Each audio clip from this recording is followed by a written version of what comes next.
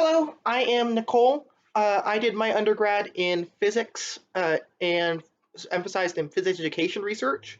So if I tend to skew that direction during today's presentation, uh, that's my background. So that's just where I'm going to naturally tend to skew. Always announce your biases, right? So today I'm talking about setting strong objectives and providing strong feedback. What do we mean by that? So, what is an objective is the first question. So, an objective is a set of goals or ideas that you wish your students to have and or attain. They can be explicit or they can be implicit. You do not have to explicitly say everything every single time if you make it clear that that is still an expectation. Feedback is whatever, well, feedback you give. It is the written responses that you give on homework. It's the grades you put in. It's the, hey, good job on that, or that's the right idea, or can you continue on that? So that's what feedback is. So we need to both provide clear feedback in an appropriate quantity and set strong, and I'm going to use a key term for today, liberatory set of objectives.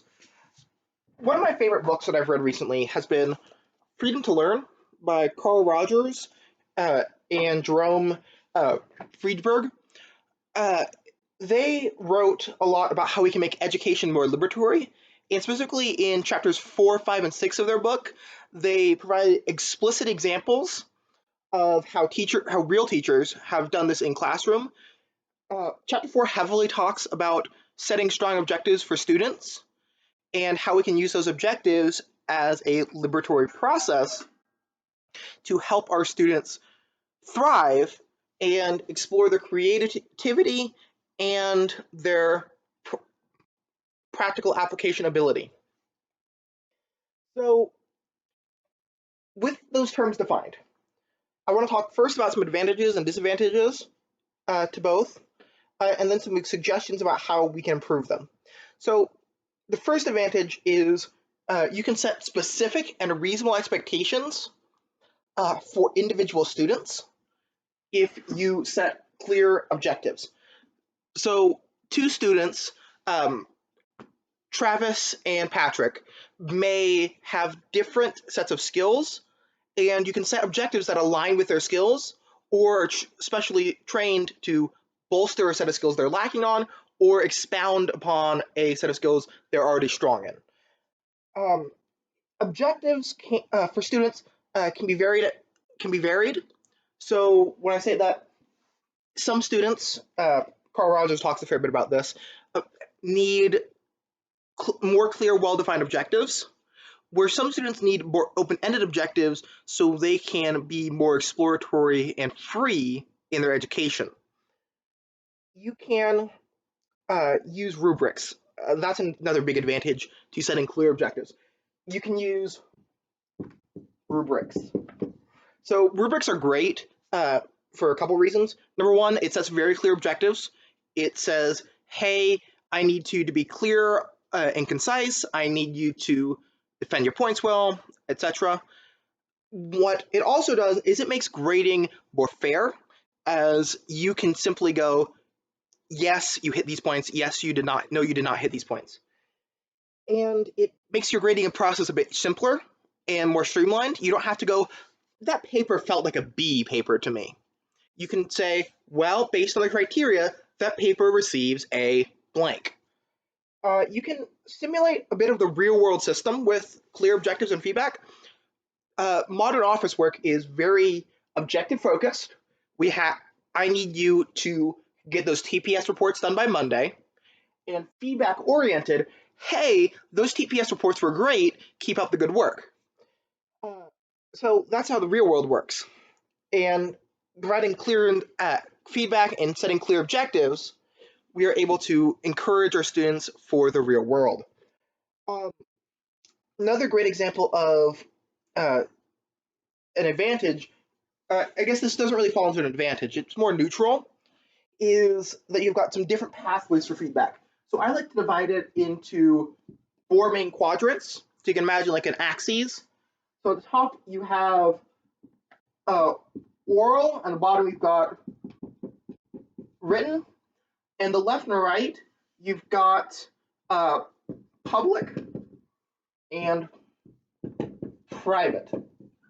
So the feedback that you give in these different quadrants needs to be different, because if you have a student, the written feedback that you're going to share with their peers should not be the same as the feedback that you're going to be giving them on an assignment that only they should be seeing. So you might, for example, be more encouraging in public feedback and a bit more constructive in private feedback.